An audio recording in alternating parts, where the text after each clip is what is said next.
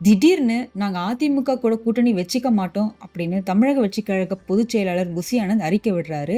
இவ்ளோ நாள் இல்லாம திடீர்னு ஏன் இந்த அறிக்கை? அதுக்கான தேவை என்ன? அதுக்கு பின்னாடி நடந்த சம்பவங்கள் என்ன? அப்படிங்கிறத பத்தி இந்த வீடியோல பார்க்கலாம். கடந்த ஒரு மாத காலமாவே அதிமுக பயங்கர ஒரு சந்தோஷத்துல இருக்காங்க.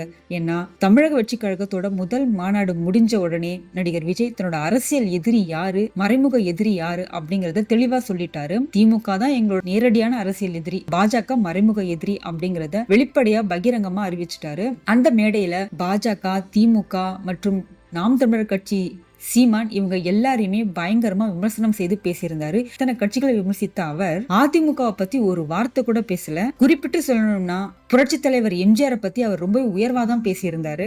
அதிமுகவுக்கு இது மிகப்பெரிய பிளஸ் பாயிண்ட் அமைஞ்சு போச்சு. நம்மள அவர் விமர்சனம் பண்ணலனா அப்ப அதிமுக சிறப்பா செயல்பட்டு இருக்கிறதா தானே அர்த்தம் அப்படிங்கிற ரீதியில எடப்பாடி பழனிசாமி யோசிக்க ஆரம்பிச்சிட்டாரு. கூட்டணிக்கு யார் வேணா வரலாங்க அப்படிங்கிற ஒரு அறிவிப்பையும் விஜய் கொடுத்ததால கண்டிப்பா நம்மள தேடி வருவாரு விஜய் அப்படிங்கிற ஒரு நம்பிக்கையில தான் எடப்பாடி பழனிசாமி இருக்காரு. அதுக்காகவே ஆட்சியில பங்கு, அதிகாரத்துல பங்கு அப்படிங்கிற விசிகா கொள்கையை அவர் மேடையிலே சொன்னார். நீங்க எங்க கூட கூட்டணி வச்சுக்கிட்டீங்கன்னா நாங்க உங்களுக்கு ஆட்சியில பங்கு தருவோம் அப்படிங்கிற ஒரு கருத்தை அவர் பலமா அங்க பதிவு செய்தாரு. ஏன்னா திமுக கூட்டணியில இருக்கிற கட்சிகளுக்குள்ள பிளவு ஏற்படணுங்கிற மாதிரி தான் அந்த கருத்து இருந்தது. ஆனா திமுக கூட்டணி பொறுத்த வரைக்கும் நாங்க ஸ்ட்ராங்கா இருக்கோம், எங்களை பிரிக்க யாராலும் முடியாது, 2026 தேர்தலில் நாங்க திமுக கூட தான் சந்திப்போம் அப்படின்னு விசிகா கட்சி தலைவர் திருமாவளவன் தெள்ள தெளிவா சொல்லிட்டாரு. விஜய் அதிமுகவை கொஞ்சம் கூட டச் பண்ணவே இல்லை. அவர் யாரை பத்தியும் விமர்சனம் பண்ணல, யாரை பத்தியும் தவறா பேசல அப்படின்னா கண்டிப்பா அதிமுக கூட கூட்டணிக்கு வாய்ப்பு இருக்கு அப்படிங்கிற மாதிரியான சூழ்நிலை ஊடகங்களால் உருவாக்கப்பட்டு ஒரு பொய்யான தகவலை பரப்பிட்டு இருந்தாங்க. பொய்ங்கிறத விட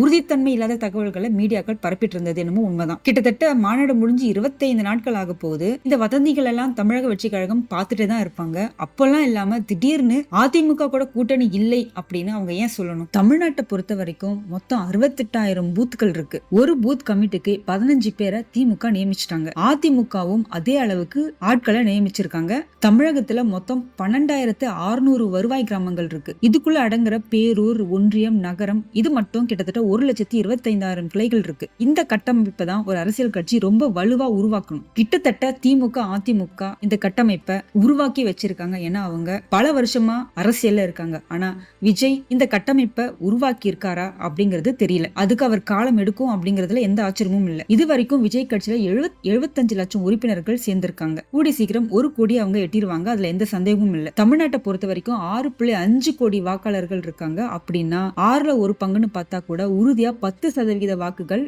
விஜய்க்கு கிடைக்கலாம். ஆனா இந்த 10% வச்சு ஆட்சியை அமைச்சிட முடியாது இல்லையா? ஒரு கட்சி ஆட்சிக்கு வரணும்னா 35%க்கும் அதிகமான வாக்குகள் தேவைப்படுது. அதனால விஜய் தொடர்ந்து குறைஞ்சபட்சம் ஒரு 10 வருஷமாவது கட்சி பணியை இடைவிடாம பார்த்துக்கிட்டே இருக்கணும். அதை செஞ்சா மட்டும்தான் 2036ல அவர் ஆட்சி அதிகாரத்தை கைப்பற்ற முடியும். விஜயை பொறுத்த வரைக்கும் அவர் திமுக தான் தன்னுடைய நேரடி எதிரி அப்படிங்கறத உறுதியா சொல்லிட்டாரு. அப்படின்னா தமிழகத்துல திமுகவை வலிமையா எதிர்க்கிற கட்சினா அதிமுக முதல் எதிரி, பாஜக 2வது எதிரி, 3வதா தான் விஜய் வர்றாரு. அதனால எடுத்த உடனே விஜய் கனவு காண்ற மாதிரி ஆட்சியை பிடிக்கிறதெல்லாம் நடக்காத காரியம். திமுக 12 கட்சிகளோட கூட்டணி பலத்தோட வலுவா இருக்கு. அதை உடைக்கணும்னா அதிமுகவோட உதவி ரொம்பவே முக்கியம். அதிமுக, பாமக, பாஜக, தேமுதிக, தாவேகா, புதிய தமிழகம், நீதி கட்சி, அமமுக இப்படி தமிழ்நாட்டில் இருக்கிற மற்ற கட்சிகள் எல்லாம் ஒண்ணு சேர்ந்தா மட்டும்தான் திமுகவை வீழ்த்த முடியும். வெறுமனே விஜயால மட்டும் திமுகவை வீழ்த்திடவே முடியாது. அதிமுக தரப்பு விஜய்க்கு 40 தொகுதிகள் வரை கொடுக்க முன் வந்திருக்கிறதா ஒரு பேச்சு அடிப்பட்டது. தமிழக வெற்றி கழகம் 60 தொகுதிகள் வேணும் அப்படிங்கறத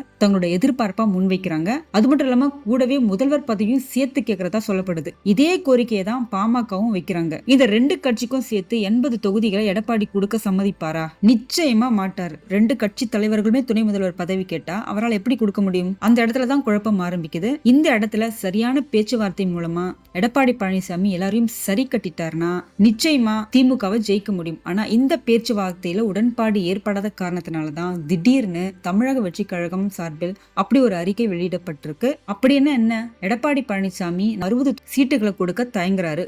கூடவே துணை முதல்வர் பதவியும் அவர் கொடுக்க யோசிக்கிறாரு அப்படின்னு தானே அர்த்தம். பேச்சுவார்த்தை நடந்திருக்கு, அது சரிப்பட்டு வரல. அதனால வெளிப்படையா இப்படி ஒரு அறிக்கையை புசி ஆனந்த் மூலமா விட்டிருக்காரு நடிகர் விஜய். அதனால தமிழக வெற்றி கழகம், அதிமுக இது 2 பேரோட கூட்டணி சாத்தியமானு கேட்டீங்கன்னா இல்லைன்னு அவங்க தான் தெள்ள தெளிவா சொல்லிட்டாங்களே. தேர்தலுக்கு இன்னும் 1 வருடம் 3 மாதங்கள் இருக்கிற நிலையில எதிர்காலத்துல எடப்பாடி பழனிசாமி இறங்கி வரலாம், வாய்ப்பு இருக்கு. அப்ப அதுக்கேத்த மாதிரி அறிக்கை விட்டுக்கலான்னு தமிழக வெற்றிக் கழகம் முடிவு பண்ணிருக்காங்களோ என்னமோ. அதையுமே பொறுத்து இருந்து பார்க்கலாம். அரசியல் களத்தை பொறுத்த வரைக்கும் இது இப்படிதான் நம்ம முடிவு பண்ணவே முடியாது இல்லையா? களம் எப்படி வேணாலும் மாறும், கூட்டணி எப்படி வேணாலும் மாறும். அது அந்தந்த அரசியல் கட்சி தலைவர்களோட அப்போதைய சூழ்நிலை பொறுத்து தான் நம்மளால டிசைட் பண்ண முடியும். பார்க்கலாம் 2026 தேர்தல்ல யாரு யார் கூட கூட்டணி வச்சுக்க போறாங்க அப்படிங்கிறது.